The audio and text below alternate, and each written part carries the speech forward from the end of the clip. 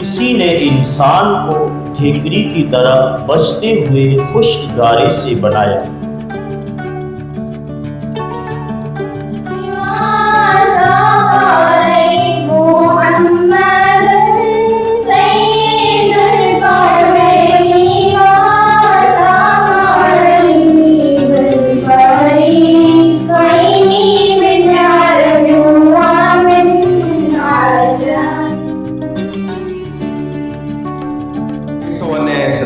થી માધ્યમિક વિભાગ માત્ર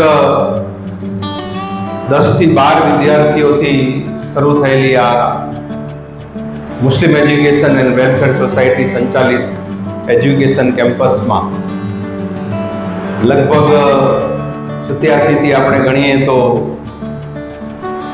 40 વર્ષ જેટલી આ સફરમાં આ કેમ્પસમાં અત્યારે 10-12 વિદ્યાર્થીઓથી લઈ અને અત્યારે 3500 विद्यार्थियों अभ्यास करे थे।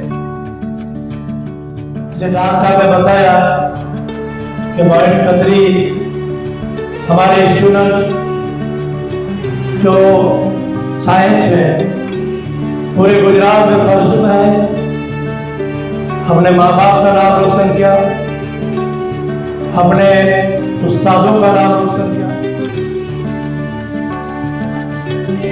बंदिया राह पे चल बंदिया।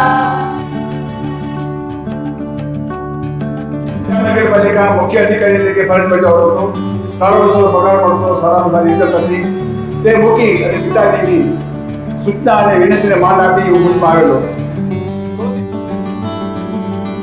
બેઠા જો કુટુંબીઓ ત્યારે આપની એટલી ભલામણ કરી કે ખાલી ભણવું પાસ થઈ જાવ તે નહીં, તેને આગળ વધારો તો અલ્લાહ તાલા આપને હર હંમેશા કુટુંબની ઇજ્જત મળશે, સમાજની ઇજ્જત મળશે।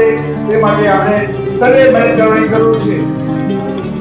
પ્રસંગે જ્યારે જિલ્લા શિક્ષણ અધિકારી કચેરીએ આમંત્રણ આપવામાં આવ્યું ત્યારે હું ત્યાં હાજર હોય ખૂબ જ ઉત્સાહ હતો કે આ શાળામાં કોઈ પ્રોગ્રામમાં આજ દિવસ સુધી હાજરી આપવાનો મોકો મળ્યો નથી અને ડી ઓફિસ તરફથી કદાચ સાહેબ સાથે આપણે આવવાનો મોકો મળે તો ખૂબ જ ગર્વની લાગણી અમને થઈ હતી।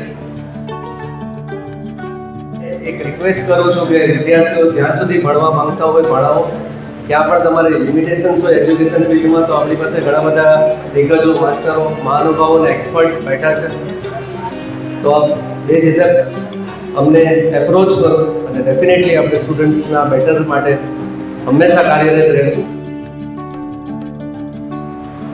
પણ હવેનો જે સમય છે એ સ્પર્ધાઓનો સમય છે। આપણે ભણી લીધું, પાસ થઈ ગયા, ગ્રેજ્યુએશન થઈ ગયું, તમારી ઈચ્છા પ્રમાણે રિઝલ્ટ આવ્યું, બેટા હવે એ સમય નથી કે આટલેથી આપણે અટકી જઈએ।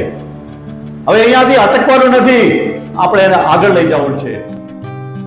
આ કોલેજનું સપનું એમને એમ નથી આવ્યો, 60 વર્ષ પછી આનો અમલ થઈ રહ્યો છે અને અલ્હમ્દુલિલ્લાહ અમારી જે ટીમ છે એને 40 વર્ષનું સપનું હતું, એ સપનું આવનાર દિવસોમાં ઇન્શાઅલ્લાહ પૂરું થશે।